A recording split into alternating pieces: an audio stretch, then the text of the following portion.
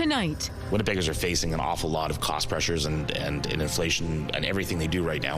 Why some city councillors are prepared to turn off the tap on a planned water rate hike. Also tonight, Winnipeg manufacturing readies for takeoff. To develop capabilities that we can bring into the plant here and position Boeing Winnipeg for the future. What's in store as Boeing announces tens of millions of dollars to expand its Winnipeg facility. Plus, a new generation of green thumbs. We're growing a lot more vegetables in our production than we had in the past. How rising food costs are inspiring more Manitobans to roll up their sleeves and produce their own produce.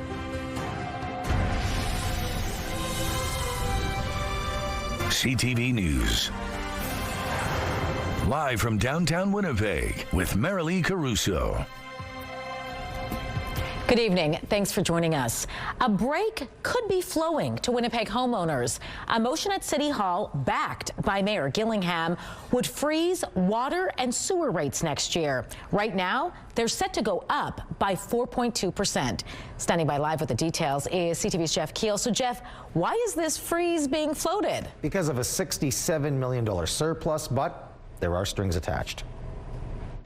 With an 8-year-old and 2 5-year-old twins, single mom Carly Dunlop uses a lot of water in her house. Very much so, especially when everyone loves playing in the water. We do baths. And that doesn't include the dishwasher and washing machine.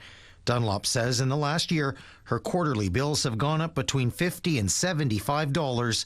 She'd like a break. Because our living wages aren't going up at all, so like how much more of my money do you guys want? The answer might be zero.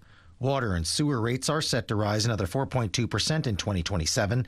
Instead, Winnipeg City Councillors Ross Eady and Jeff Browati want to freeze the rates for next year because of a $67 million surplus from more accurate meter readings and a spike in water consumption in 2025. So that gives us an opportunity at a time when people are concerned about affordability to potentially freeze sewer rates in 2027.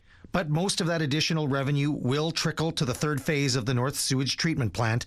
The $3 billion project has been one of the main culprits for rate hikes. That'll save us millions of dollars over the 50-year amortization of the sewage treatment plants. We'll be able to use cash instead of debt. The freeze is not set in stone. This is subject to a vote at City Hall, and it's contingent on the city getting funding from the other levels of government for the last of the sewage plant upgrades. Right now, we're sort of at that sort of critical moment where we need to get those commitments from both the province and the federal government in terms of funding NUPIC Phase 3.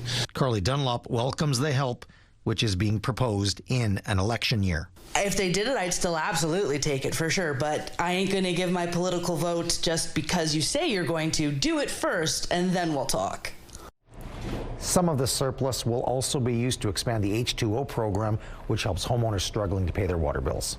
So, Jeff, what led to this $67 million surplus in the first place? Why are we using more water? Well, as you might remember, it was a very dry year last year, so more people were likely watering their grass, plants, and veggies in the garden. Plus, the city is growing. Councillor Browati says Winnipeg's population is up 80,000 over the last 3 years, so that's more people taking showers and flushing the toilet. All right, thanks for this, Jeff. Aerospace company Boeing is committing millions of dollars to expand manufacturing here in Winnipeg.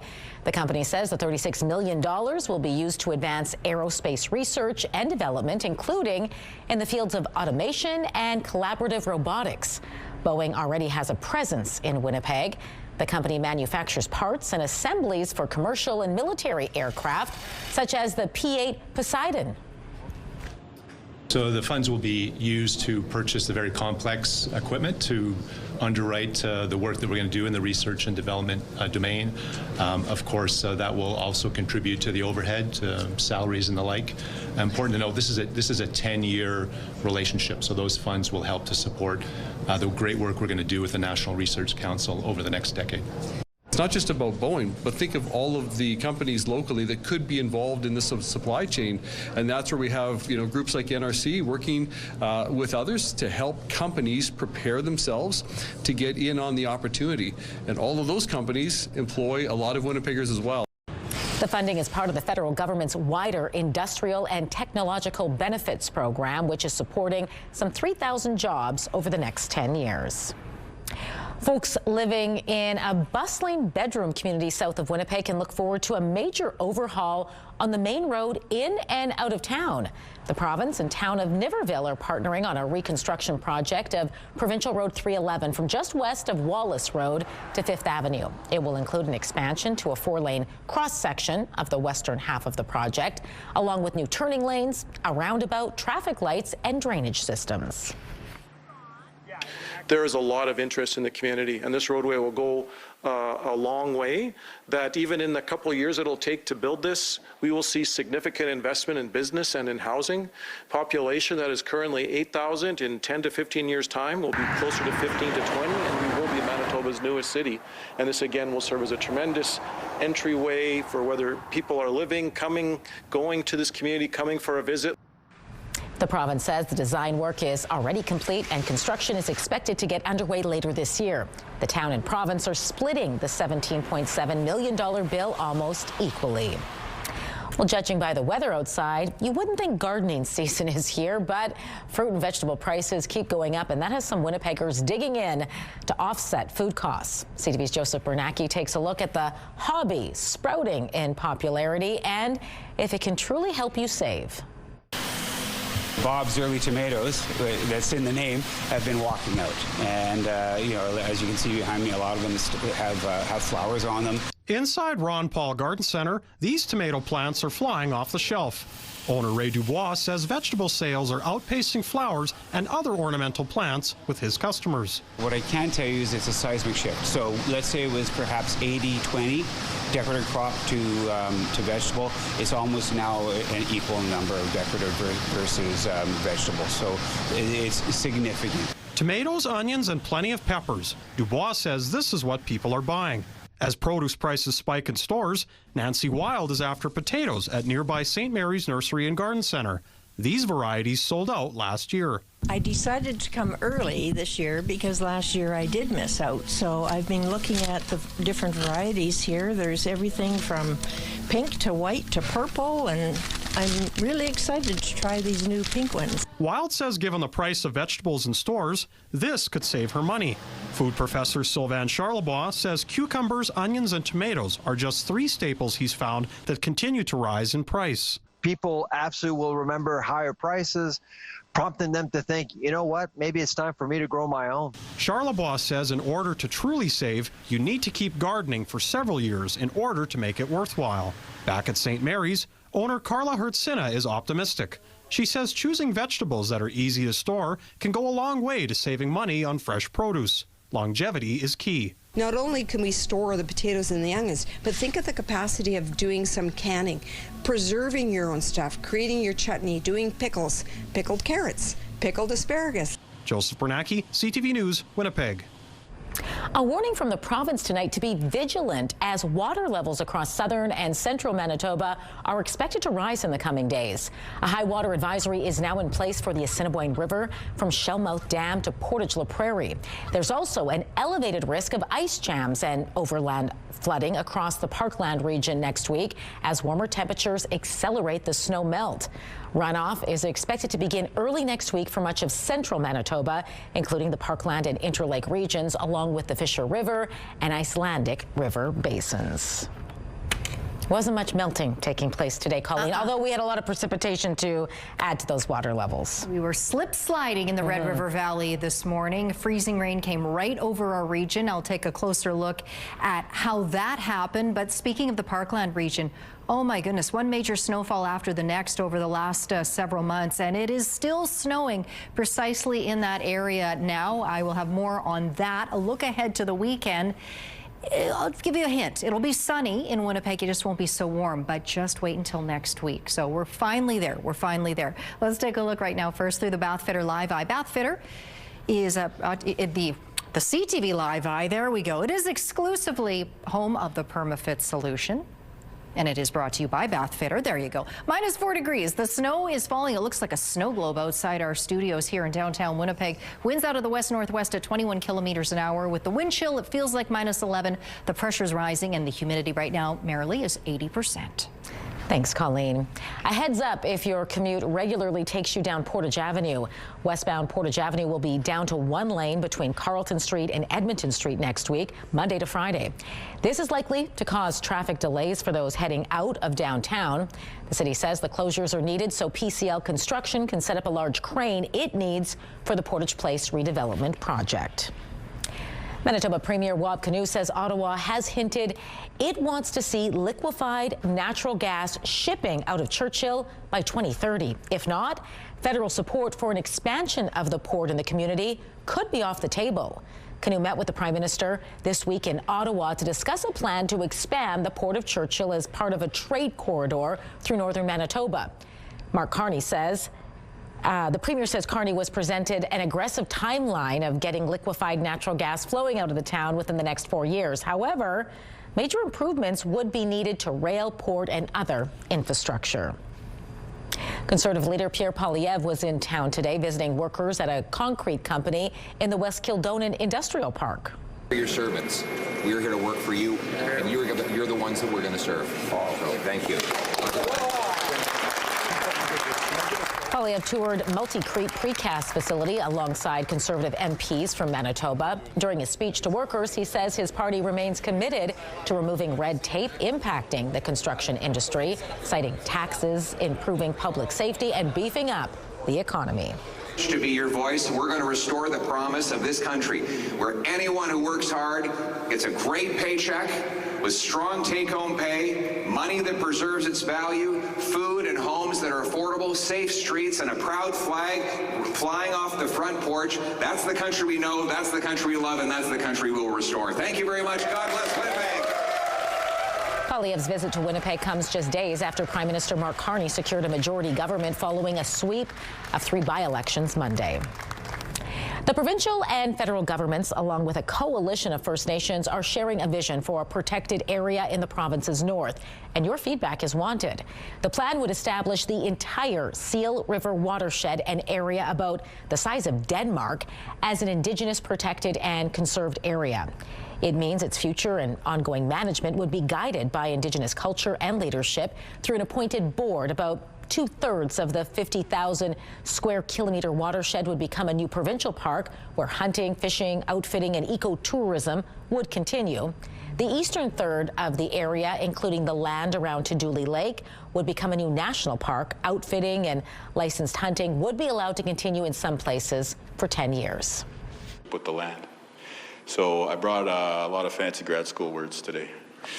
I also brought $4 million from the province. We're going to endow that money with the Winnipeg Foundation. Each and every year, that money is going to create base operating funding for the Seal River Partnership to be able to hire Indigenous land guardians and other staff. That $4 million is on top of nearly $8 million the federal government committed last month. You can find more details and take part in a survey by visiting engagemb.ca. A cancer diagnosis is terrifying for the person getting the news, but also for those who love them. But it doesn't have to mean you're powerless to do something. And a group of Winnipeg kids are proving that. A decade ago, École Charleswood school librarian Erin Daniels was diagnosed with cancer. As she battled the illness, she was away from the school for a few years, but she wasn't far from her students' thoughts. They launched the École Charleswood Cancer Care campaign, and it's been a spectacular success. Over the past decade, the school community has raised nearly $32,000. We just wanted to do something that was really special and to also keep her spirit alive. She was an excellent teacher librarian who loved getting books in the hands of kids, so we thought this was an excellent tribute for her. Sadly, Erin Daniels passed away in 2024, but through the Cancer Care campaign and the library itself, her memory lives on. Well, get ready to get your motor running. This year marks the 18th annual Manitoba Motorcycle Ride for Dad. Today was the official kickoff for the annual event. The Manitoba Motorcycle Ride for Dad is part of a Canada-wide fundraiser. The goal is to raise cash for prostate cancer research and education, and it's been very successful. Over the past 17 years, the event has raised nearly $6 million here in the province. Ride Day is Saturday, May 30th. For details on how to sign up, just go to ridefordad.ca. Still to come tonight, a new push to ban so-called surveillance pricing. Why should a secret algorithm decide how much you pay for eggs? We explain how it works and some of the efforts underway to prevent it from spreading. That's next.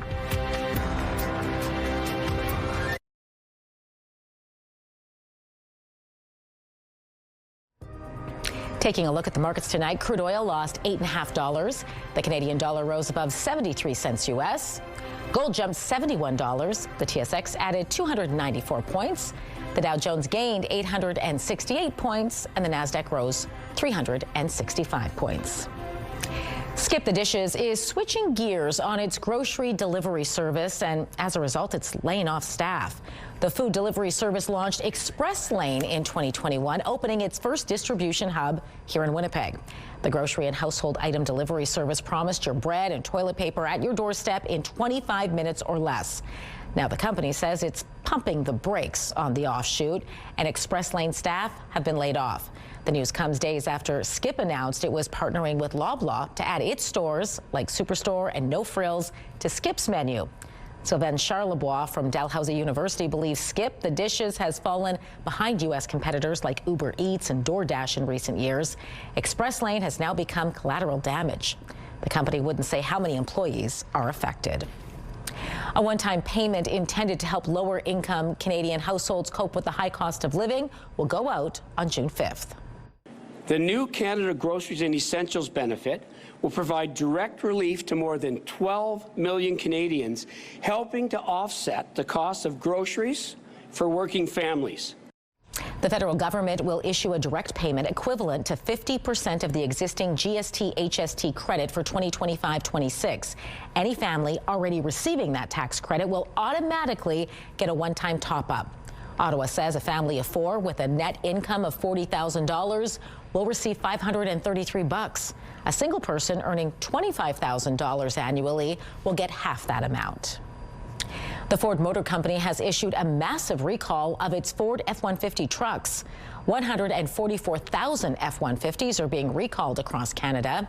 This affects model years from 2015 to 2017 with 6-speed automatic transmissions. Ford says the transmission can suddenly downshift into a lower gear while the vehicle is in motion. Ships are now moving through the Strait of Hormuz. The crucial energy corridor has become the focal point of the Middle East war. Iran says the waterway is fully open to commercial vessels, but Donald Trump says the blockade on Iranian ships will remain in force. Financial markets took today's developments as a sign the shaky truce is holding. CTV's Adrian Gabriel now with more on the breakthrough and what it means for you. This critical waterway has been a turbulent geopolitical flashpoint for more than a month. The Strait of Hormuz, through which 20% of the world's oil is shipped, has reopened. Iranian Foreign Minister Abbas Araghchi writing on social media that in line with the ceasefire in Lebanon, the passage for all commercial vessels through the Strait of Hormuz is declared completely open for the remaining period of the ceasefire. U.S. President Donald Trump confirming the development as well, while posting on his Truth Social page that the naval blockade will remain in full force and effect as it pertains to Iran, only until such time as our transaction with Iran is 100% complete. It should pave the way for, negotiation to end this war.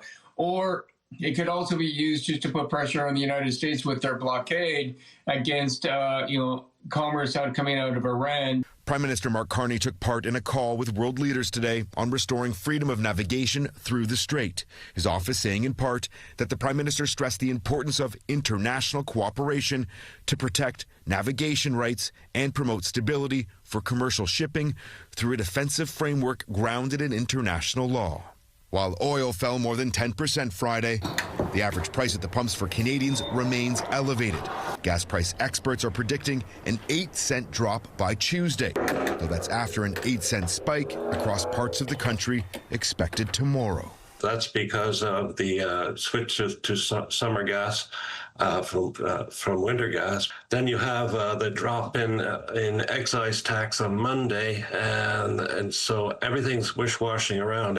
This comes as Air Canada announced it's suspending flights from Toronto and Montreal to New York's JFK International Airport from June 1st until October 25th due to rising jet fuel prices that are cutting into their profits.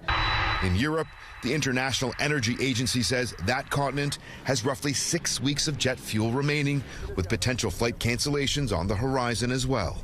It's going to take another few weeks, I think, in my mind, before we start seeing the big vessels coming through. And then it's going to take another 6 weeks on the sea to move things like aviation fuel to those countries that are running out of fuel as we speak today.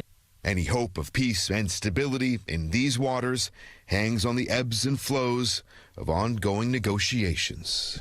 Those safety concerns do still remain in the Strait. President Trump today claiming that the U.S. is now working with Iran to remove mines from the vital waterway. Adrian Gobriel, CTV News, Toronto.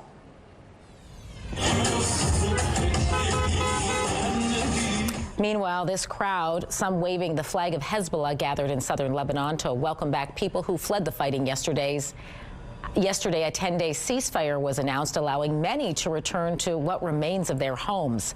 But not everyone can go back, as their homes are either in ruins or in areas still under Israeli control. Ontario's New Democrats are once again pushing for a ban on so-called surveillance pricing. This may result in you paying more than your neighbor for the exact same item. It involves personal data being collected online and analyzed by algorithms to figure out how much you'd be willing to pay. With more, here's CTV's Jonathan Valley-Rao. An algorithm decided who pays more. In a video posted by Ontario New Democrats, the party's leader lays out why consumers should be worried about the potential for retailers to use personal data to set the price each shopper sees for a product. Today, again calling for the practice to be banned before it becomes a problem. Why should a secret algorithm decide how much you pay for eggs? It's called surveillance pricing, though another term you'll see is algorithmic personalized pricing, and many consumers are leery of it. It seems very unfair. Definitely shocking, but not surprising, I would say. I understand, like from a business standpoint, like why they would want to do something like that. What happens is companies use data gathered from your digital footprint, such as where you live, browsing history, the type of device you're on, and your typical spending habits. And then an algorithm figures out the maximum price you'd likely pay.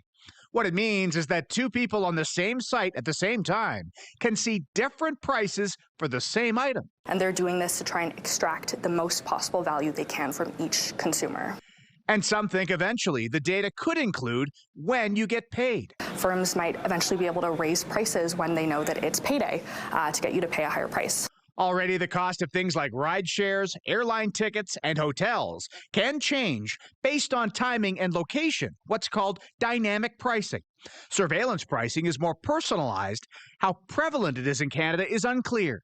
But in December, Consumer Reports found in the U.S., Instacart was involved in AI-driven pricing experiments where shoppers did see different prices for the same grocery items at the same time. The government should ban surveillance pricing. The federal NDP this week introduced a motion to ban the practice, though MPs voted it down. And it follows a push by Manitoba's NDP government to make such pricing illegal. Several U.S. states are also looking to impose bans, including Maryland. The Competition Bureau has looked at the issue and says consumers have expressed concerns about a lack of transparency. From a consumer perspective, a lot of discomfort about not knowing how that price was arrived at, what kind of personal data the company was using. As for Ontario's premier, he says the province will not be implementing a ban, while New Democrats here plan to bring it to a vote on Monday. John Benavalli-Rao, CTV News, Toronto. A Winnipeg-born children's book author and illustrator has won a prestigious Swedish literary award. John Clausen has won the Astrid Lindgren Memorial Award, which is worth nearly $750,000. The award by the Swedish Arts Council is handed out annually to a person or organization for their contribution to children's and young adult literature. Jurors praised Clausen's body of work as a subtle, astute, and humorous investigation into existential questions. Books include I Want My Hat Back, This Is Not My Hat, and rock, paper, scissors. Clausen, who now lives in Los Angeles, is the first Canadian laureate to win the prize. This seems to be an ongoing, continuous scam using the same format. There's a new chargeback scam targeting businesses. We'll tell you how criminals are using stolen credit cards to rip off store owners and what to watch out for after the break. We will see sunshine this weekend here in Winnipeg. We just won't feel warm temperatures. By the time we get to Sunday, a high of 3. At least we knock off the minus sign, at least during the day, but we do go sub-0 to -3 Sunday night. Then we shoot up to 15 degrees on Monday under a mix of sun and cloud. Even sunnier Tuesday, another high of 15 before we climb up to 20 degrees on Wednesday under a mix of sun and cloud. Now, it looks likely at this point, still a few days out, but we could see showers or even some rainfall on Thursday with a high of 15 degrees.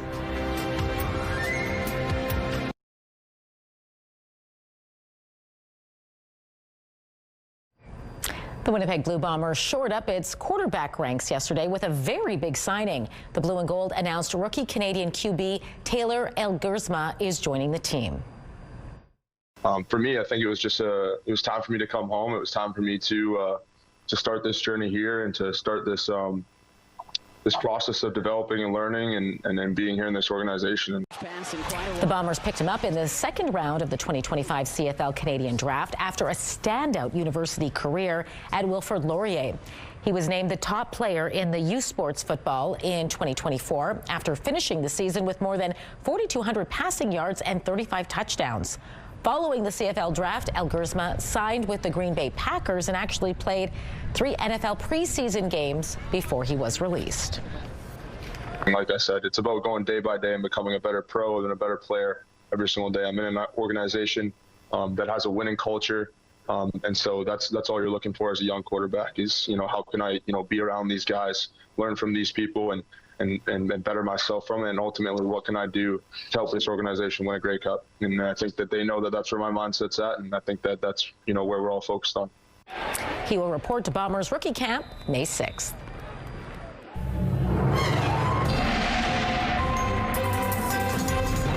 CTV Skywatch weather brought to you by South Beach Casino and Resort. Visit southbeachcasino.ca. I was so excited, Colleen. I took a peek out the window a couple minutes ago, and it looked like the snow had stopped. Yeah. I don't know if it was just a bad angle or if it stopped for a very short second, but it's still snowing, in case you're wondering. Yeah, I did notice, too, during one of our last breaks that it was looking a little less snow globe-ish out our windows, but it's back. Fear not, it's back. Yeah, it's falling lightly, and it may will, over the course of the night, continue. Where it has been going on and on and on has been out in Dauphin, where, with the exception of a few hours overnight of freezing rain, it has been snowing for at least 24 hours, and it continues just spinning around not just Dauphin, Russell, Alberta, Minneota, Strathclair, and all those other areas in that surrounding region. Still contending with that snow coming down tonight. Now, as for us here in Winnipeg, yeah, there is more coming into the city from the west. As for that freezing rain that moved in this morning, basically we had a jet streak, which is one of the stronger portions of the jet stream, lob both moisture and warm air aloft out of North Dakota into southern Manitoba, and we have that cool air closer to the surface, and then we had the freezing rain, which turned to ice pellets here in Winnipeg and eventually to light snow. All this continued into southeastern Manitoba and into northwestern Ontario, and you can see now it's moved pretty far off to the east, but there's even thunderstorms firing off in Dryden.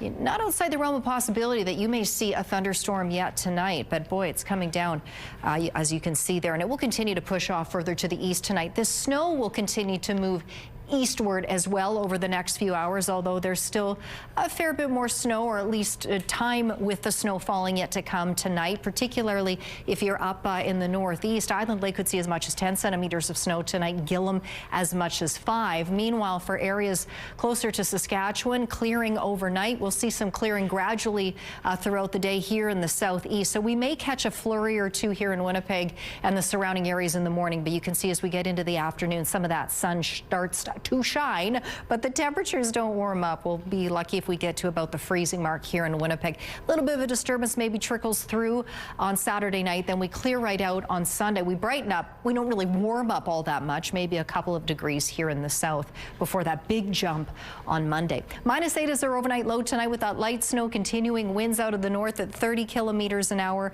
Tomorrow, as I mentioned, there's a chance of flurries in the morning. Very strong and gusty northwest winds all throughout the day. -7 in the morning, more of a mix of sun and cloud in the afternoon, and a high of just 0, obviously well below normal for this time of year. That snow coming down tonight for Gillam and Island Lake. Now, Island Lake, it may even fall heavily at times, down to -13 there. Thompson also down to -13. Cloudy. Chance of a little bit of light snow tomorrow, but otherwise a mix of sun and cloud and a high of -5. A few clouds this evening in Lynn Lake before clouding over overnight, down to -17. Snow for Norway House down to -12. Flurries tomorrow there, -2. Brighter skies for Flin Flon and the Paw. Winnipeg, or not just yet Winnipeg, Brandon and the southwest, a few flurries or light snow tonight. Brandon down to -10. Dauphin down to -11. Sunshine around the region tomorrow, highs between 1 and 3 degrees. Winnipeg in the southeast, now we're here. We'll have about that light snow continuing tonight, falling a little bit more heavily in Pinawa. Sunny to the west of the city around Portage, down into Morden and Winkler. Mix of sun and cloud here, up to 0. Similar temperatures around the region. And in northwestern Ontario, I mentioned that risk of a thunderstorm tonight in Dryden. Otherwise, look out for mixed precipitation around the region. And Kenora tomorrow, a few more flurries with a high there of -4 degrees. Our first weather photo takes a look at those great clouds that were just hanging over St. Laurent. That photo is from Donna. That was about 24 hours ago when that photo was taken. Now, Maria was visiting Winnipeg with her family from Central Florida earlier this week. They wanted to take a look at the floodway, and Maria also captured that great cloud photo. Send us your weather photos to winnipegweather@ctv.ca. Thanks, Colleen. A chargeback is a refund on a credit card when an item isn't what a customer wanted. But chargebacks are now being used by criminals to steal merchandise. Pat Foran explains. Lemon and Lavender is located in Bloor West Village and is a shop that sells adult gifts, toys and books for children, and greeting cards. What are these things? They're very cute. Yeah, so they're Jellycat. They are the #1 plush toy in the world. Owner Christina Kodiatis says it was almost Christmas, a busy time for her store, when someone called in to order larger versions of the plush toy. It was an elderly British woman that said she needed to purchase some gifts for her grandchildren to go back to the UK. The first order was for just over $2,100, and she paid with a credit card over the phone.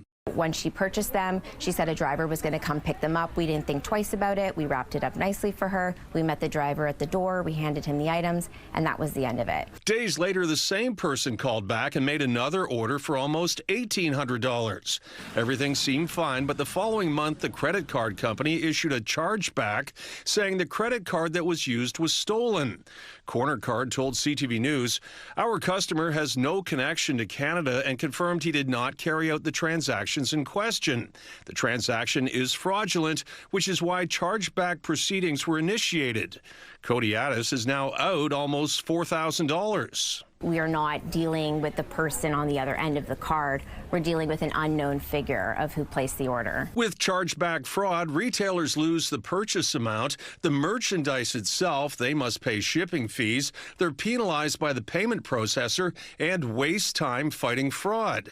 When Kodiatis posted what happened on social media, other businesses said the same thing happened to them. This seems to be an ongoing, continuous scam using the same format, an elderly British woman calling and buying for her grandchildren. The store now redirects callers to their website for purchases and says the scam is a warning for others. There's no protection for the business. There's just nothing to help us with, and that this can happen again.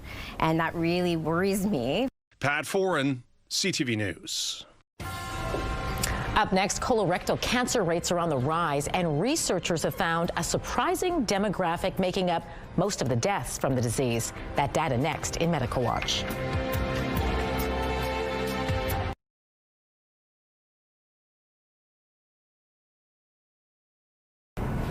Calls are growing tonight for the province to declare a public health emergency over an alarming jump in drug-related deaths. 15 people have died in just the last 2 weeks. My guest today is one of the people leading the charge. Arlene Lastkolb is circulating a petition asking the province to act now before more lives are lost. Arlene, good to speak with you.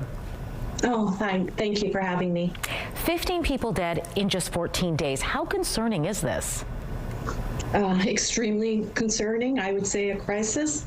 Yes, it's terrible. We're hearing about these deaths happening just as we're learning about this new drug that's popped up on the streets of Winnipeg known as medetomidine, or MTD for short, an animal tranquilizer meant to knock out horses for surgery. What can you tell us about it and what makes it so dangerous? It's incredibly dangerous because one of the things about these drugs is they don't respond to naloxone or Narcan, so there's no antidote for them. We're finding our services and community members are finding that they're using huge amounts of Narcan, and people are not responding to it. So it's very critical. It's a very critical time for Manitobans. We know that if this many people are dying, there will be more. There will be more unless we act. Yeah, that brings me to my next question. I know you advocated for naloxone after you lost your son Jesse in 2014. How worried are you that this is just the beginning and we are going to see many more lives lost as a result? I'm terribly concerned. Like you just said, we spoke up when our son died from fentanyl. We warned the public that there would be more, and I feel like I'm right back at that place again with just a different drug. You know, that I'm here warning families and loved ones and community members about these toxic street drugs that are just, they're crazy, and they're killing people. And it's not just the lives lost, it's the family members that have to cope with it afterwards. 2014 is when, you know, your life changed. Can you talk a little bit about, you know, the trail of devastation these deaths leave behind in our community? You know, it's something that I live with every day. You know, the loss of a child is so incredibly hard, and what's so sad about all of this is how many we're losing, how many young people, a generation that we are losing, and it's upsetting to me considering I'm still here advocating. You know, it's become such a crisis that almost everybody in Manitoba knows somebody or has been affected by somebody who has either died, overdosed, or has had drug-related harms. So, you know, we feel that it's time for our chief medical officer to step in, to declare this a crisis so that we can move forward and try to save lives. Yeah, you've started a petition calling on the province to do just that, declare a public state of emergency. Why should people sign this petition? How will it help? How will it help? Well, you know, this is the time that we all got to step forward. We have to mobilize together. If we can get this petition forward, it can help to mobilize resources.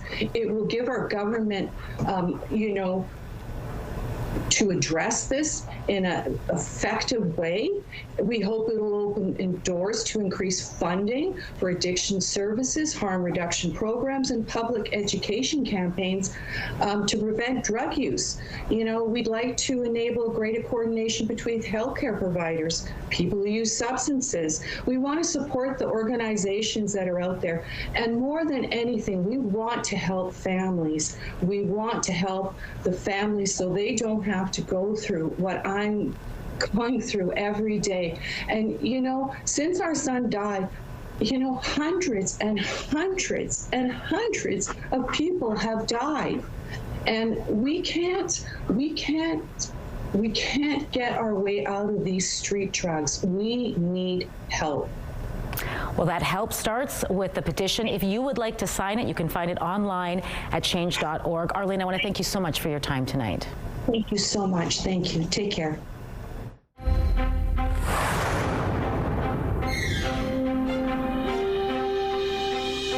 A new study finds a worrisome rise in colorectal cancer deaths among young adults is concentrated in people with less education. This suggests socioeconomic factors could be driving the problem. Researchers found over the last 30 years, the rise in colorectal cancer deaths in young adults in the U.S. occurred almost entirely in people with a less than 4-year college degree. Now, of course, getting a college degree doesn't protect you from getting colon cancer. Rather, experts say people without degrees tend to earn less money, have poorer diets, exercise less, and get less medical care. The paper was published in JAMA Oncology. On the West Coast, a new report says drug-related overdoses are now the leading cause of maternal death in parts of BC. It's a profoundly emotional topic. These are mothers and babies that died. The report looked at 25 deaths within a year giving birth in the Vancouver Coastal Health Authority's territory between 2010 and 2024. Now, almost half of those deaths were the result of a fatal overdose. Medical Health Officer Dr. Athea Hayden says better data collection and sharing, better care coordination, and more accessible addictions care could help. Medical Watch is brought to you by Manuke and Koster Denture Clinic.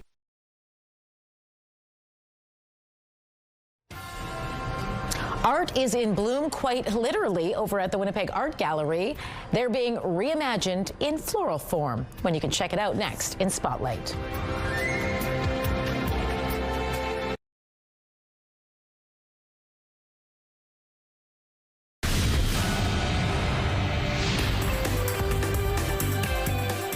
Spotlight, sponsored by the Casinos of Winnipeg, presenting the Fab Four, the ultimate tribute.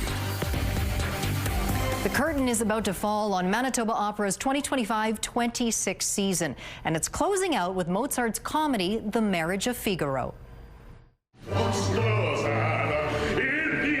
The zany 4-act masterpiece centers on the approaching marriage of servants Figaro and Susanna, but everything is not quite going to plan as the wily Count threatens to upend the nuptials.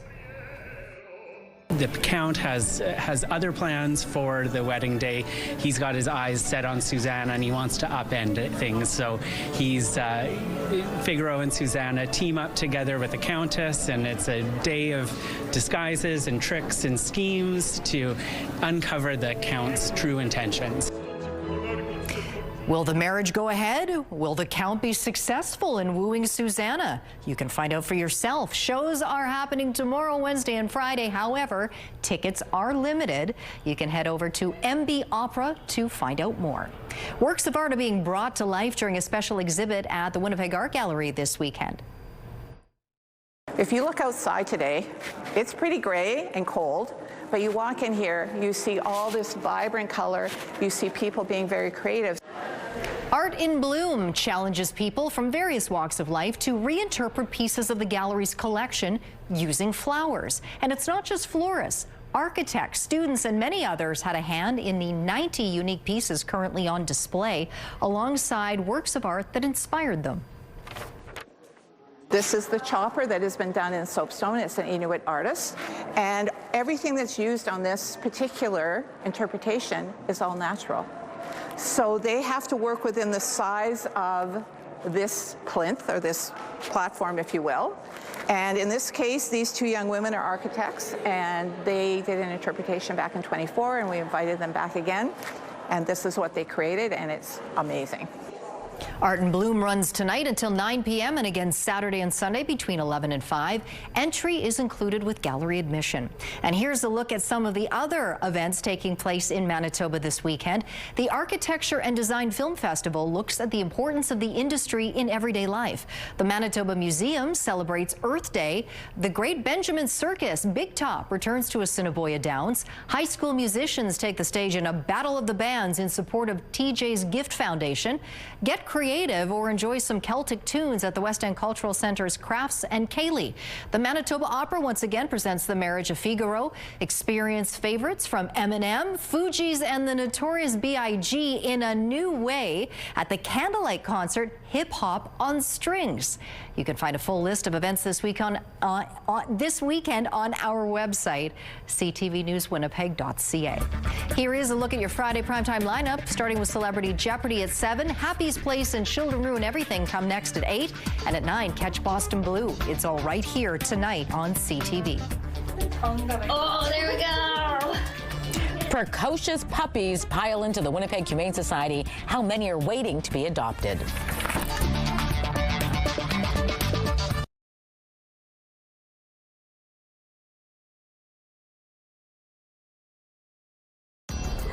Women's clothing provided by RW and Company. Salon services provided by S&T Spa Salon. A little bit of light snow tonight. We drop down to -9 degrees. There's the chance of a flurry or two in the morning. Otherwise, a mix of sun and cloud. Cool, just 0, up to 3 degrees in the sunshine Sunday. Then things get back on track next week. 15 Monday, Tuesday, 20 merrily on Wednesday. Looks good. Thanks, Colleen. The Winnipeg Humane Society has an adorable but very real problem. Too many puppies. Look at the tongue coming. Oh, there we go. Oh, how can we call this a problem? But we need your help. The Humane Society has a pile of puppies in its care right now. Last year at this time, they had 18. Right now, there's 25. And it's expensive to take care of so many baby dogs. More importantly, though, shelter officials say despite all of the love they give them, the Humane Society isn't a home. They want them to grow up lounging on sofas, going for walks, and enjoying endless cuddles with their forever families. Yeah, all of these puppies need homes, and every room that holds a puppy is another room that even our adult dogs in the back are not able to fill and then be visible and go find homes too. So we definitely would love to get them into their forever homes. Not that anybody will complain about. Aren't they cute? If you want to meet some of these puppies available for adoption, just head down over to the Winnipeg Humane Society. I know, they're located in South Winnipeg at 45 Hearst Way. Get them all adopted before the weekend's out. All right, have a good one. We'll see you back here Monday.